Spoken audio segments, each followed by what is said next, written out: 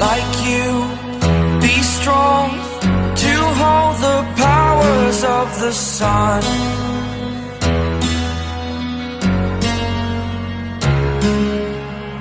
To dream, believe in strength. Now I'm the only one, only one.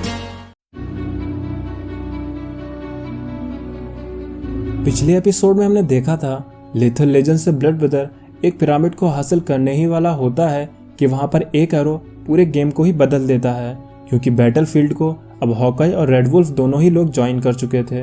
Red wolf ये जानता था ये लड़ाई तब तक चलती रहेगी जब तक उनमें से कोई उस पिरामिड को हासिल नहीं कर लेगा, और इसके लिए रेड वुल्फ खुद को सैक्रिफाइस कर देता है। पर तभी चैलेंजर अपने हुक्म के इक्के यानी हल्क को उसकी मौत से जगा देता है। अब आगे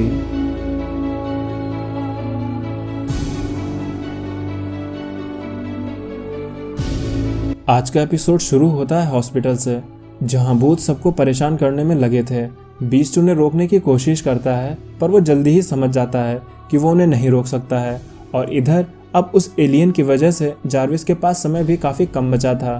पर तभी नाडिया को जार्विस की बॉडी में उस एलियन पेंटागन की लोकेशन का सही पता चल जाता है। तब बीस्ट देर न करते हुए नाडिया के पिम पार्टिकल की मदद से जार्विस की बॉडी में चला जाता है। नाडिया कहती है उसके पास बस 15 मिनट हैं और इतने ही टाइम में बीस्ट को उस पेंटागन को ख़त्म करके काम को अंजाम देना होगा।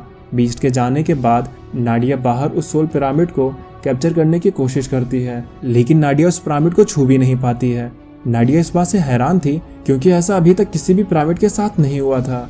फिर नाडिया उस पिरामिड को अपने पिम पार्टिकल से श्रिंक करने की कोशिश करती है, लेकिन पिम पार्टिकल का पिरामिड पर भी कोई असर नहीं होता है। वहीं पर बीस्ट जार्विस की बॉडी में उसके माइंड तक पहुंच गया था।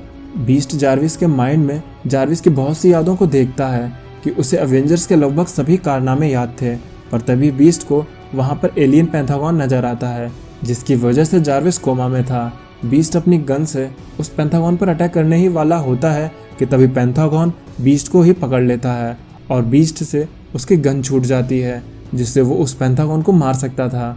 इधर नाडिया अब बाकी के लोगों को बचा रही थी, लेकिन अब टाइम काफ़ी हो चुका था और बीस्ट अभी तक बाहर नहीं आया था, जिससे नाडिया भी जार्विस की बॉडी में चली जाती है। फिर नाडिया उस गन से एलियन पेंटागन पर शूट करती है, जिससे पेंटागन वहीं पर मर जाता है। फिर बीस्ट और नाडिया दोनों ही लोग जार्विस की बॉडी से बाहर आ जाते हैं। जार्विस ठीक होते ही कहता है जब वो कोमा में था तब उसने उन दोनों की सब बातों को सुना है। तुम लोग अभी बहुत बड़ी हकीकत से अनजान हो। पर सोल स्टोन की वजह से बीस्ट जार्विस को रोकते हुए बोलता है वो लोग उसकी सच्चाई को बाद में सुनेंगे। लेकिन तभी वहाँ पर वॉयेजर आ जाती है। वॉयेजर को देख के बीस्ट और नाडिया थोड़ा रिलैक्स हो जाते हैं, क्योंकि वॉयेजर उनको बचाने के लिए आ गई थी। नाडिया भी वॉयेजर को चीयर करके कहती है कि वॉयेजर उनके साथ ना होती तो आज एवेंजर्स का क्या होता। लेकिन जार्विस कहता है नहीं, मैं यही तो तुमको समझाने की कोशिश कर रहा हूँ। तुम लोगों को ट्रिक किया गया है, तुम्हारी यादों के साथ छेड़छाड़ हुई है। वैलेरी विक्टर या वॉयेजर जैसी कोई भी इंसान एवेंजर्स में कभी एग्जिस्ट ही नहीं किया करती थी।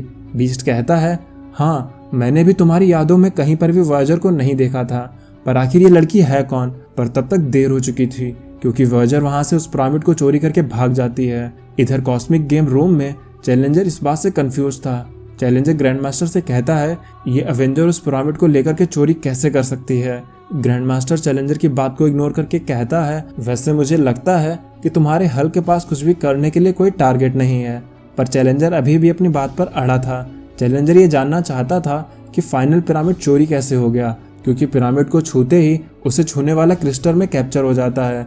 तो ग्रैंड मास्टर कहता है शांत रहो मेरे मित्र, तुम तो एक एल्डर हो और एल्डर होने के नाते तुम्हें स्पेस के नियम तो पता ही होंगे कि चीज़ें कभी भी कैसे भी बदल सकती हैं। वैसे भी मनुष्य काफ़ी अद्भुत है, उसके कारनामे हम एल्डर्स को भी आश्चर्यचकित कर देते हैं। मैं तो बस गेम में अपनी चालों को चल रहा हूँ, बेहतर होगा कि तुम भी अपनी चालों पर ध्यान दो। पर तभी सीन शिफ्ट होता है और हम देखते हैं वॉयेजर एवेंजर्स हेडक्वार्टर में पहुंच चुकी है। लेकिन यहाँ हेडक्वार्टर में मौजूद कोई भी हीरो अभी वॉयेजर की हकीकत से अनजान था। डॉक्टर टोनी वॉयेजर से पूछती हैं कि क्या वो ठीक है और उसकी बॉडी का कलर ब्लू कैसे पड़ गया। रेड हल्क कहता है और तुमने उस पिरामिड को होल्ड कैसे कर रखा है। पर वॉयेजर उन सबको खुद से दूर रहने को कहती है, जिसके बाद वॉयेजर खुद को एक वॉल्ट में बंद कर लेती है। उस वॉल्ट में वॉयेजर अपने नेक्स्ट मूव के बारे में सोचने लगती है। वॉयेजर बोलती है, वैसे ये बिल्कुल भी झूठ नहीं था। आर्थर विक्टर नाम का एक साइंटिस्ट हुआ करता था और उसने टेलीपोर्टेशन थ्योरी पर काम भी किया था, और इसी बात का फ़ायदा उसने अपनी आइडेंटिटी को छुपाने के लिए किया कि वॉयेजर आर्थर की बेटी है, पर हकीकत में उसके पिता तो कोई और हैं। और तब हमें पता चलता है कि वॉयेजर तो ग्रैंड मास्टर की बेटी है। वॉयेजर कहती है उसके फादर ने उसे चीट करना सिखाया, जिससे उसे कोई पकड़ ही ना सके। मैंने और मेरे फादर ने मिलकर न जाने कितने कॉस्मोस के एडवेंचर किए हैं। हम दोनों ने मिलकर ग्रैंड मास्टर के अपोनेंट को हराया है, यहाँ तक कि हमने मिलकर कुछ प्लैनेट्स को गैलेक्टस तक से बचाया है। पर पता नहीं क्यों मुझे इस बार कुछ अलग फील हो रहा है।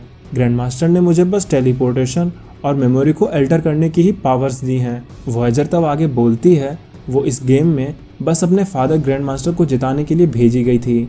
वो हमेशा से ग्रैंड मास्टर के गेम का सबसे इम्पोर्टेंट पार्ट होती है, और मैं अब इस गेम का हिस्सा होने से थक चुकी हूँ। वहीं पर चैलेंजर हल्क से बोल रहा होता है कि वो आगे बढ़ता रहे, उसे कोई नहीं रोक सकता है। फिर चैलेंजर ग्रैंड मास्टर से कहता है, तुम्हें ऐसा क्यों लगता है कि तुम्हारे लिथल लीजन हल्क को रोक सकते हैं? लेकिन हल्क को रोकना लिथल लीजन के भी बस की बात नहीं थी। इधर डॉक्टर टोनी फैल्कन को कांटेक्ट करके बताती हैं कि वॉयेजर उस पिरामिड को लेके अवेंजर्स हेडक्वार्टर में आ गई है, लेकिन उसने खुद को वॉल्ट में छुपा लिया है और वो हमें कुछ बता भी नहीं रही है। पर तभी अवेंजर हेडक्वार्टर के गेट पर कुछ टकराता है। रेड हल्क बोलता है, ये आवाज़ तो ऐसी थी जैसे किसी ने गेट पर बॉम्ब को एक्सप्लोड किया है।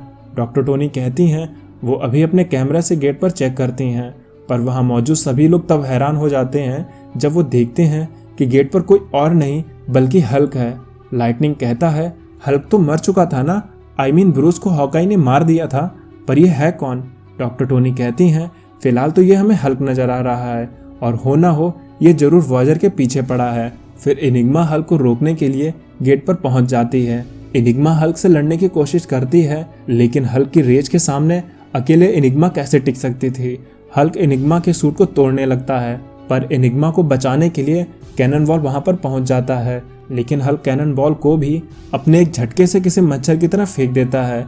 फिर लाइटनिंग भी अपने आप को आजमाने के लिए हल्क को रोकने के लिए आता है। लाइटनिंग अपनी फुल पावर के साथ हल्क पर लाइटनिंग स्ट्राइक करता है, पर हल्क को इससे रत्ती भर भी फर्क नहीं पड़ता है। पर तभी किसी की आवाज़ आती है, जरा अपने साइज वाले से मुकाबला करके देखो, और वैसे भी हमें लड़े हुए काफ़ी दिन हो गए हैं। फिर तब हम देखते हैं रेड हल्क को, जो कि आयरन मैन के आर्मर में हल्क से लड़ने के लिए आ चुका है। अब देखना ये है कि रेड हल्क क्या हरे भरे हल्क को हरा पाएगा या नहीं, क्योंकि हल्क तो हल्क है।